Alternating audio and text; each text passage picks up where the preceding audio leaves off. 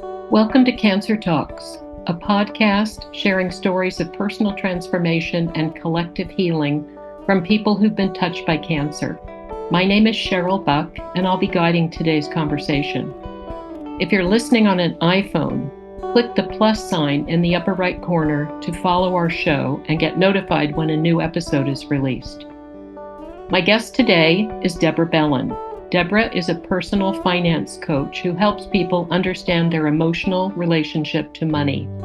Although she is not professionally a hospice nurse, she has been on 11 hospice journeys with loved ones. From a very young age, Deborah saw that death was a very important part of life. In this episode, she shares many moving stories of what it means to walk with someone between life and death. Hi, Deborah. Hi. How are you today? I'm so happy to see you. I'm doing well today. Good. I'm excited about this conversation. Wonderful. Anyway, just to start out, I'm going to ask you to talk about maybe your early life. Where'd you come from? Who are you? What should people know about you? Anything that you want to say, just to place yourself for people who you are. Well, let's see. I was born in Marin County, California, and was raised by a single mom until I was a little shy of 5 years old when I proposed to a man she was dating. And so he married us. And well, I haven't heard that one. And I wrapped my arms around his neck and said, I think I'll make you my new daddy. And my mother dropped her china so that way he knew that she didn't put me up to it. Oh my gosh, that's hysterical. So that's probably the very first moment of which I started creating an extended family.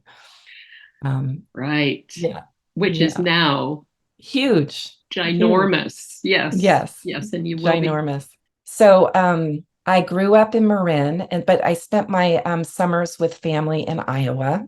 And let's see, when I first went to college, I went for special education, but then our governor slashed much of the funds for special needs, and my mentors were out of a job. So I moved into business and got a degree in business. And then my second hospice journey was with my mother. And after that, I decided I wanted to be a nurse, a hospice nurse, and went to nursing school and did not finish because I realized that was just a reaction to losing my mom. So, and now I'm a coach, and I've been a coach since 1990. I coach business and I coach people in personal finance, not investing, but day-to-day finance, our emotions with all of that. Yes. Yeah. So that's me. I'm married 35 years, and we have a beautiful 30-year-old son. And then we have all our bonus kids as well. Yes. Yeah. Which just sprinkle them in as you think of them. Okay. Yes. Okay. And the fact that some people call you Mother Goose. Yes. Right. Okay. Yes. You have a lot of kids. Do. Yes. That's so great. And my son is 30. I didn't realize we had sons the same age. At the same age. Okay. Yes. We'll have to talk more about that. Yeah, right. Exactly. Some other time. Yes. Okay. Well, let's talk about your relationship with cancer. Start at the beginning. One of the things that I made a note about, why do people call it a journey?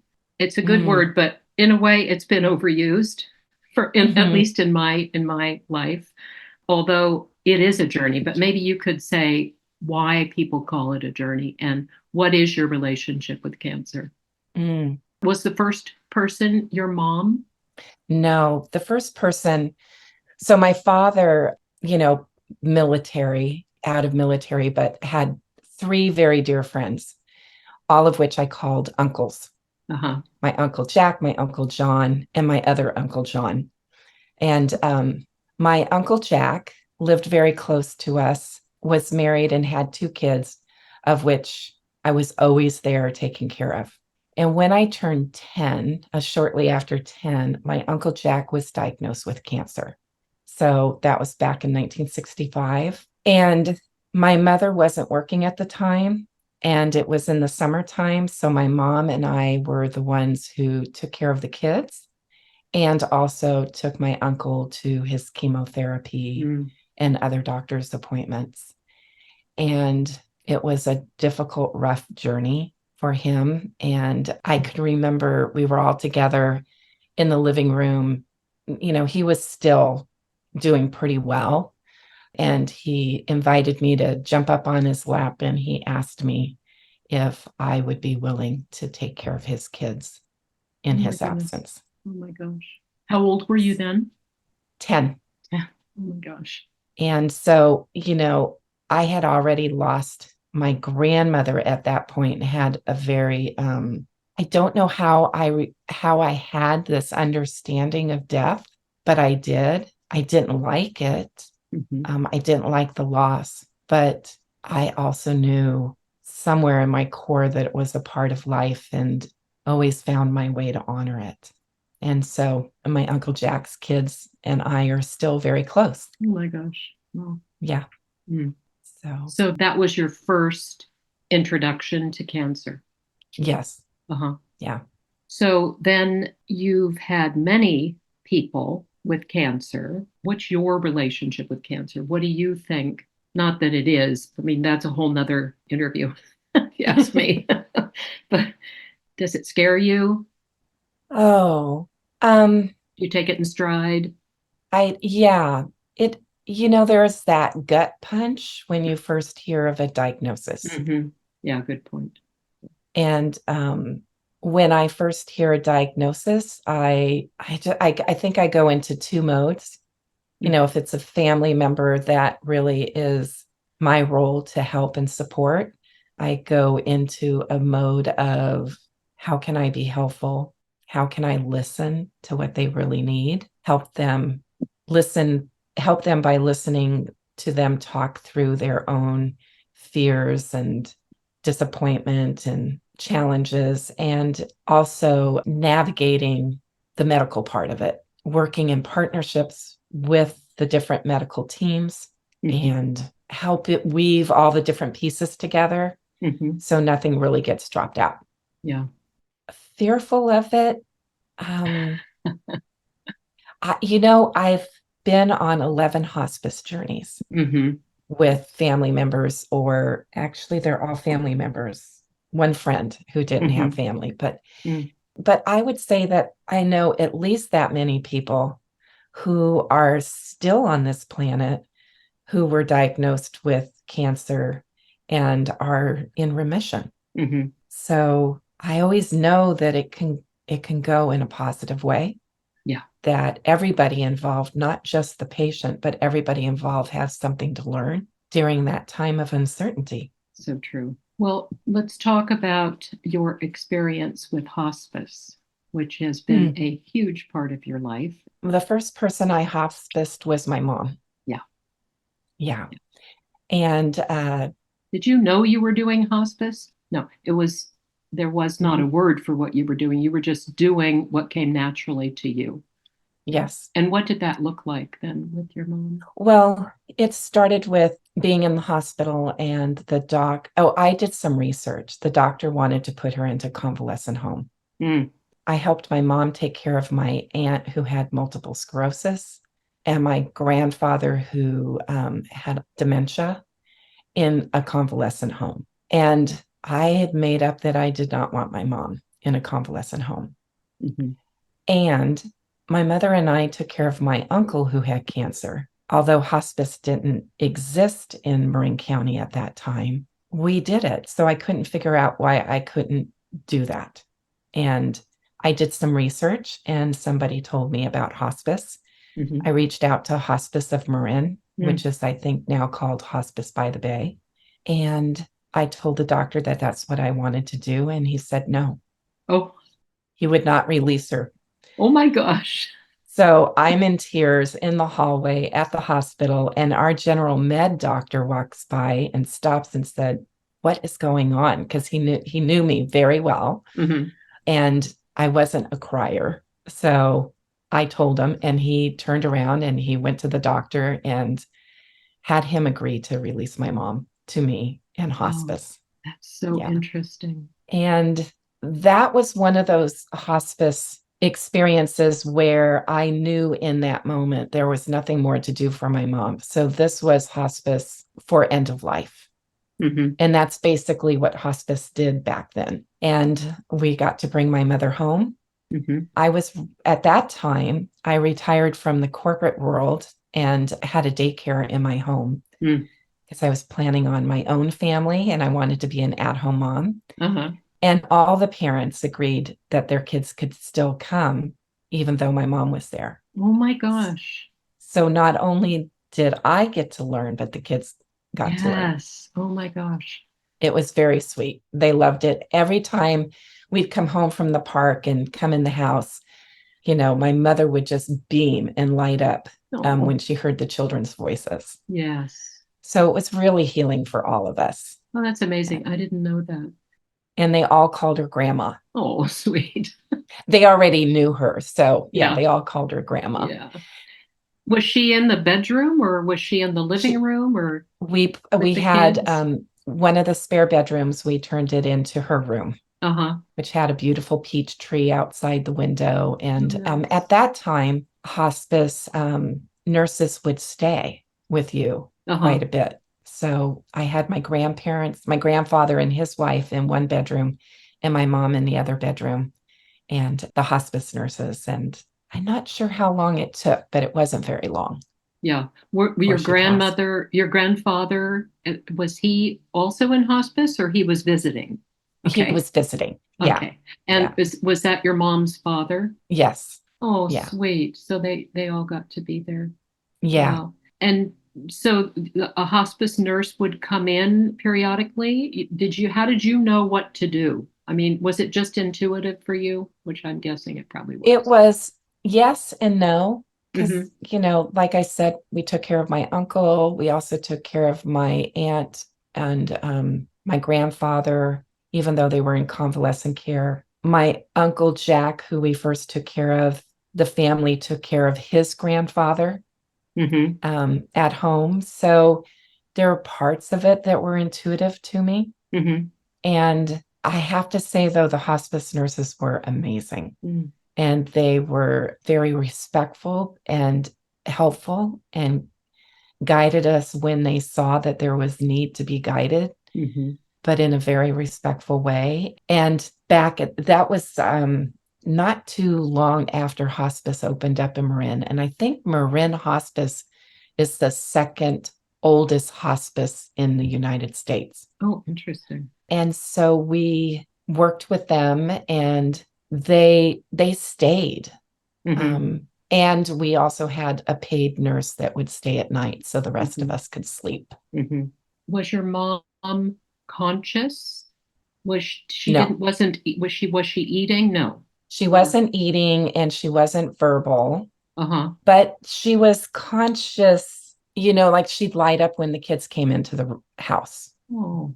Open her Or eyes she and yeah. Yes. Uh-huh. Yeah. And she would, every once in a while you could see that there was something going on. Hmm. But she wasn't talking. It was brain cancer. Mm. So there was much of that system that was not functioning. Hmm. However, the morning that, based on her vitals, we knew that it was coming soon.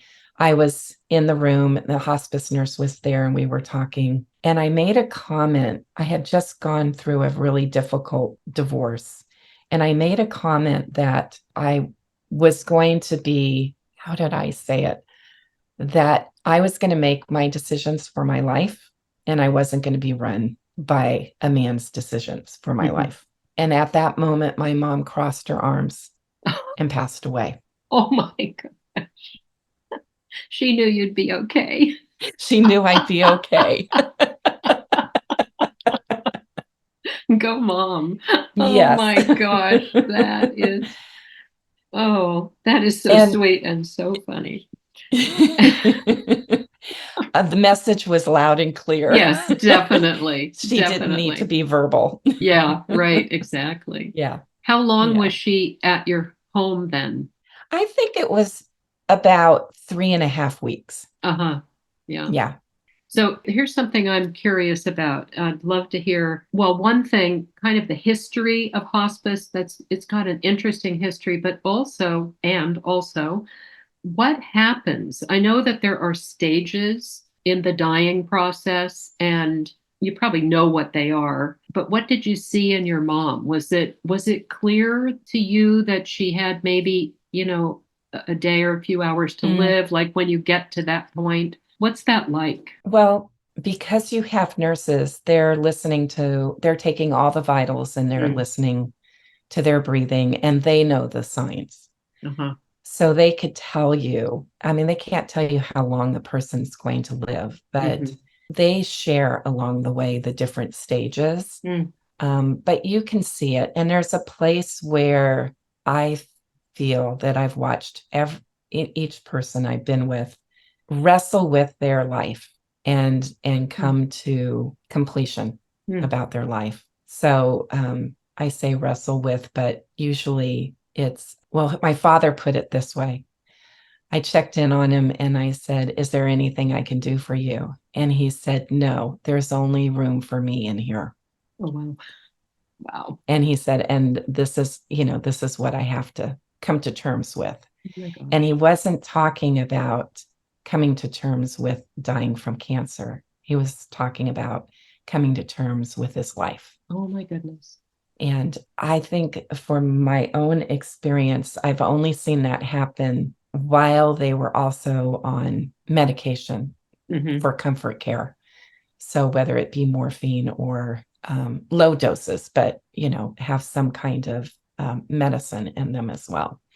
But sometimes it could be very aggravating for people, and others it's very peaceful. Even though my dad said, "No, there's only room in here for me. This is what I have to do." He was very peaceful about it. Yeah. As I watched my mother, she was very peaceful about it. Wrestling but peaceful. Mm-hmm. And then I've watched other people who, you almost had to get constraints and keep them in bed to keep them safe Wow. because it was so difficult for them. And the difficulty is memories, or what would how would you describe the difficulty? Well, in the case of my mom, when she was verbal, Mm-hmm. I could hear her going back in time. Oh my gosh. And she even went back to me being born Wow. and considered me a nurse and asked me to go down the hallway and check on Debbie because she knew she was crying. Oh. So I would have to go and pretend that I went and checked on Debbie. Yeah. And so I got her a baby doll. I went down to the gift store in the hospital and got her a baby doll and brought it back. So she Mm-hmm. had a baby to hold. And Mm. and I watched that just most recently last or in 2022. I did hospice care for my mother-in-law and I watched her go back in time. And there were a couple of times where I called her ex-husband and said, "Okay, who's this? Who's Ralph? I don't know who Ralph is. And how far back does Ralph go?" Oh my gosh. and, and he said, "Wait, Ralph's back?"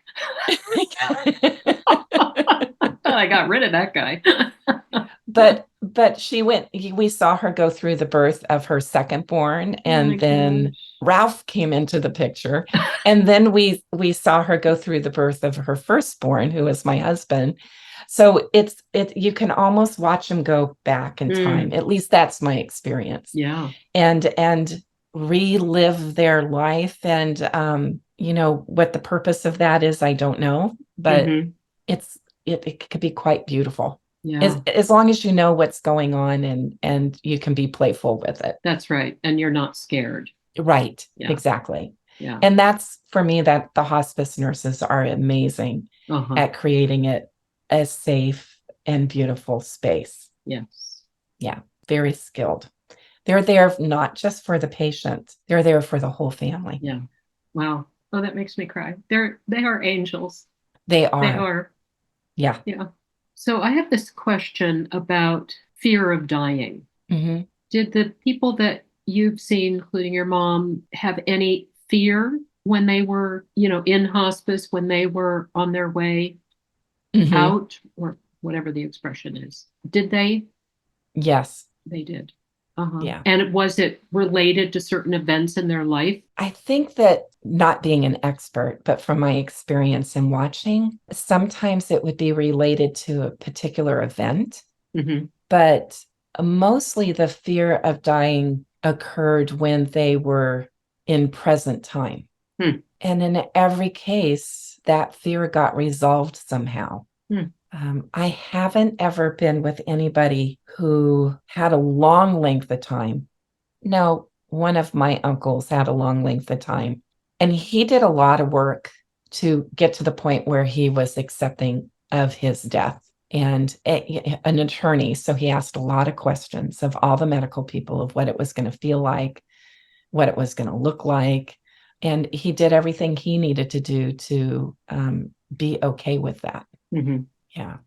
He was in hospice for 6 months, and then they canceled hospice because he was doing so well. And then he went, probably, I don't know, I think it might have been another 7 months. And then he was back in hospice. And 7 months up and about? yes, so you never know. Oh my gosh.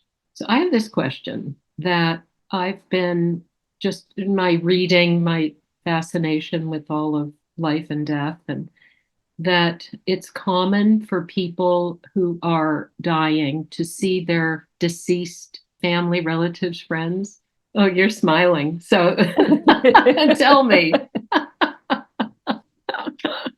Yes, yes. Oh, you have some good um, stories about that? I do. Okay, good. uh, yes, they'll be talking to somebody, and you're just, I don't know why it never scared me. It always fascinated me Hmm.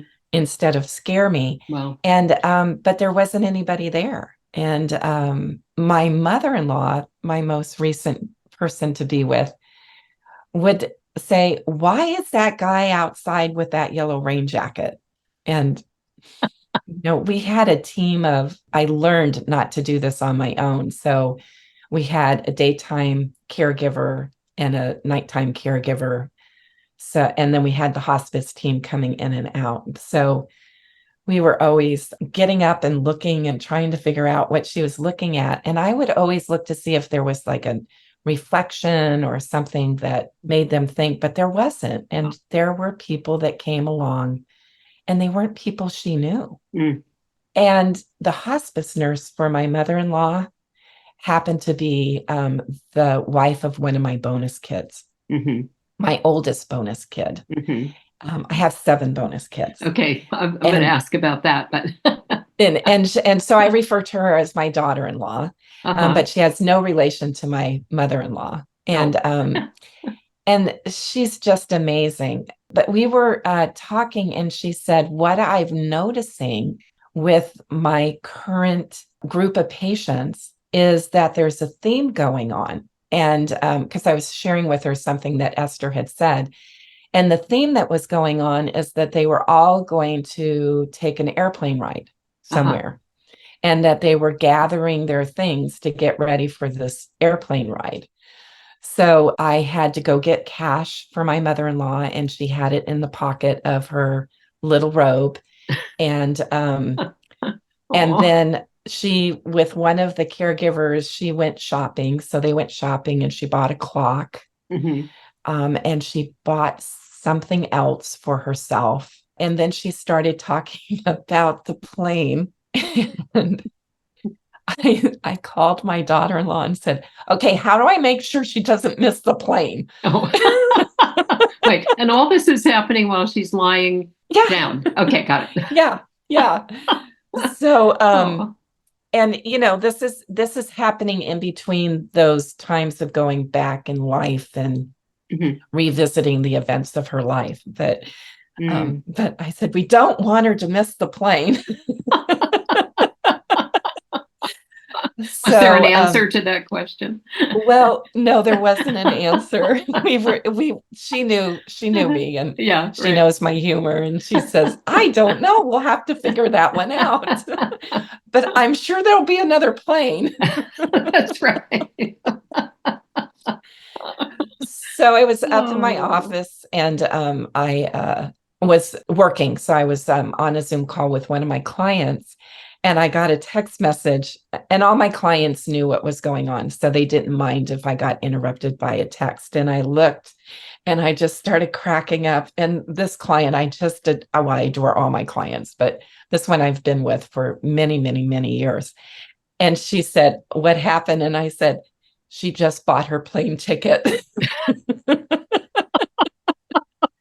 So it was so great because Oh. we would engage her in acting out what was happening inside for her Hmm. as if it was real. And I think that made a profound difference for her Yes. because she was outside of this, she was always a very, very anxious person. And she had that anxiety on and off, but she had a lot of peaceful moments and or Mm. spans of time. And so we just believed what was coming out of her mouth.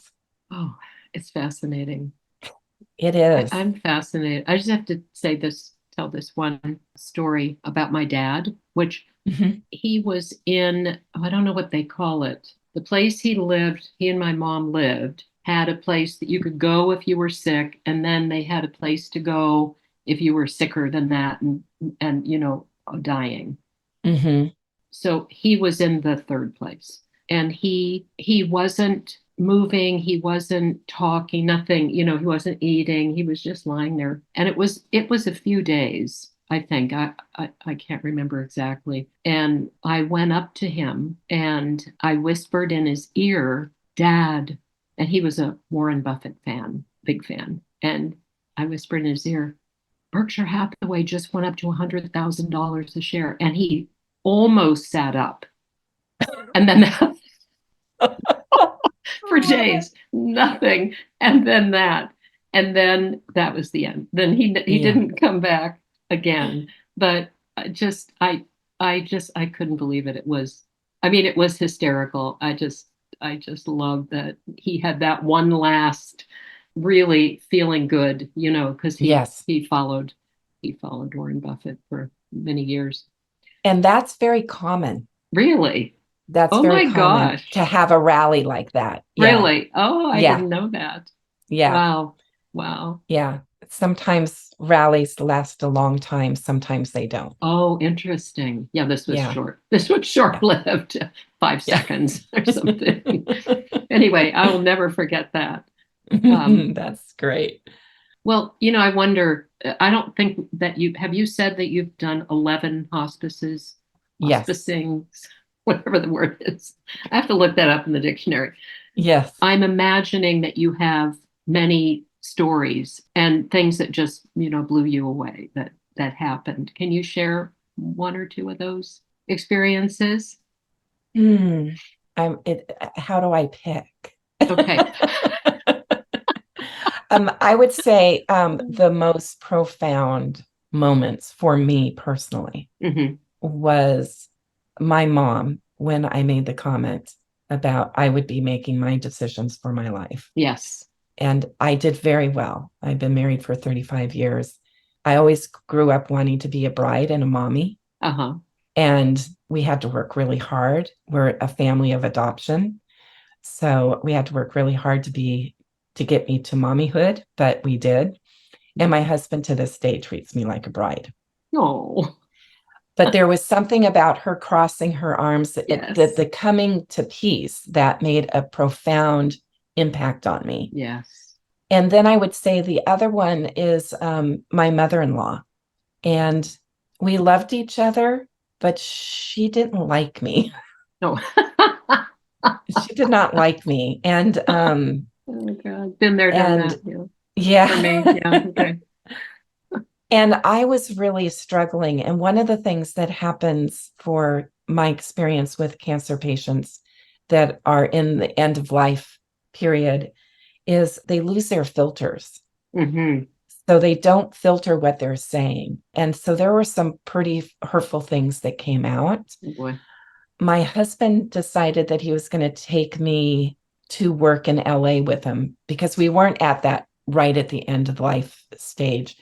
And he had to go back to this particular job. So I went with him and I was in this Airbnb in LA and I was just trying to rest because I had been burning the candle at both ends, taking care of her and all the conversations with the doctors and everything. And I was really struggling of who to be and be grateful for the opportunity. And where I got to is my job was simply to usher her soul to whatever's next. Mm. And that everything else was noise. Wow. Just noise. Mm. And that was really helpful. Like then we became super close. Mm.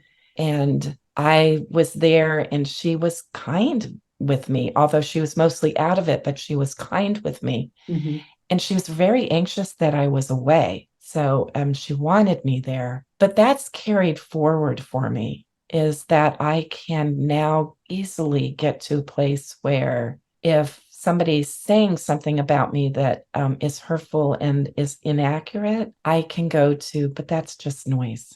Mm-hmm. Wow. And so I consider that a huge gift that she gave me. Yes.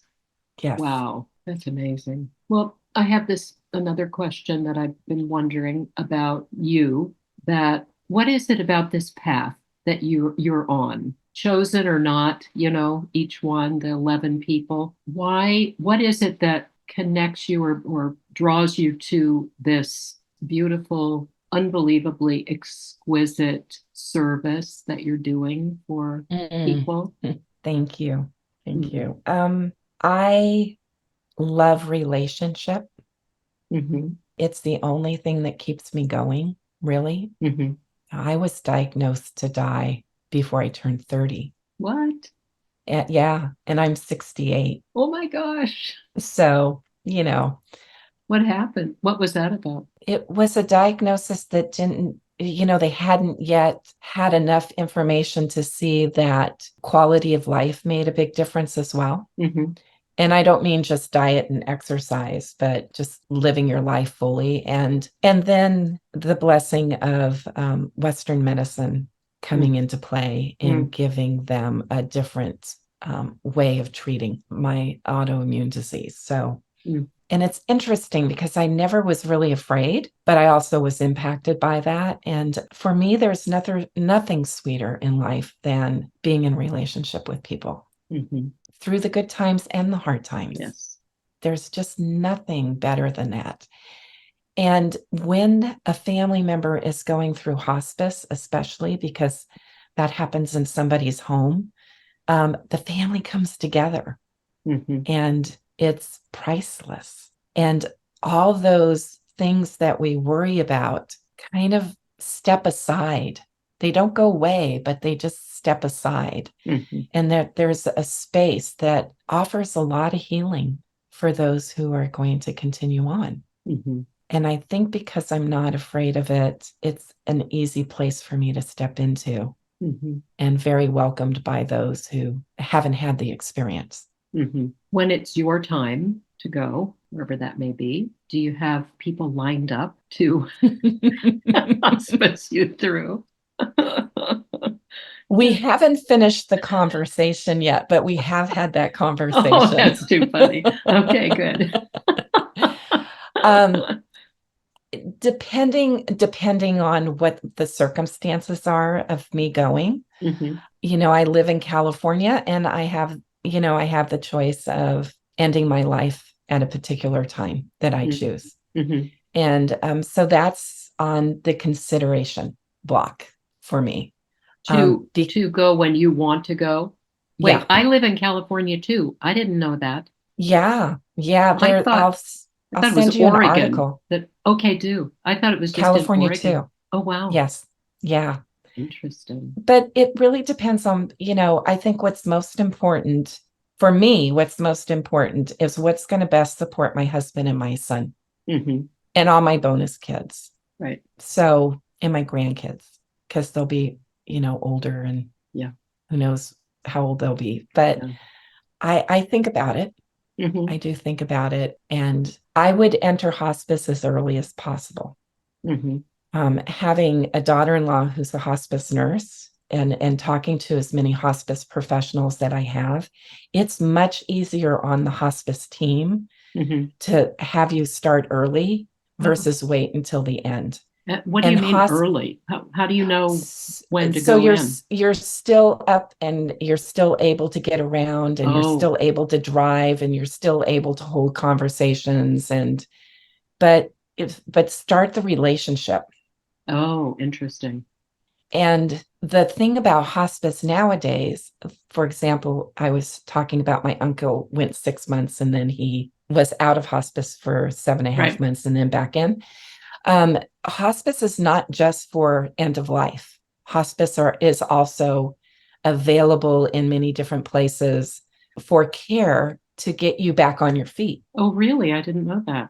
Yes. So it's a good question to ask. Most oncologist offices have staff who support you in this. And it could be a palliative care doctor, but sometimes palliative care can also happen through hospice. Interesting.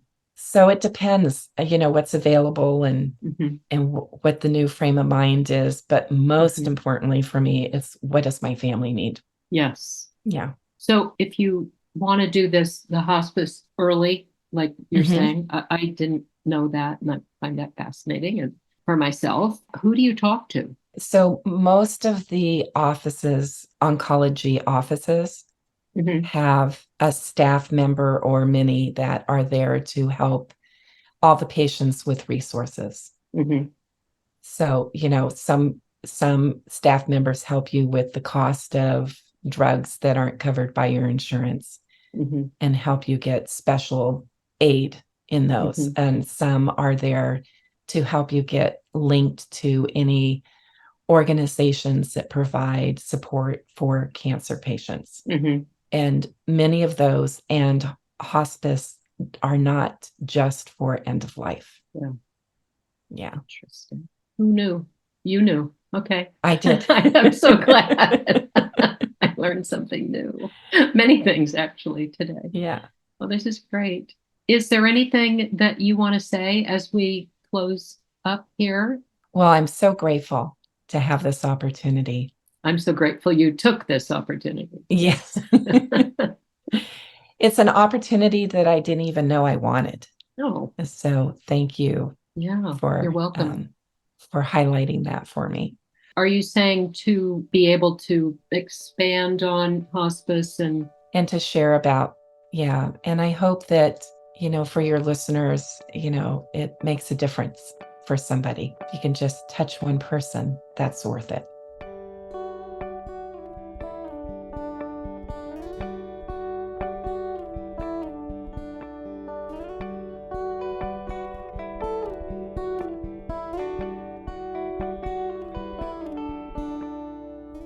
If you enjoyed this conversation, please leave a review in your podcast app.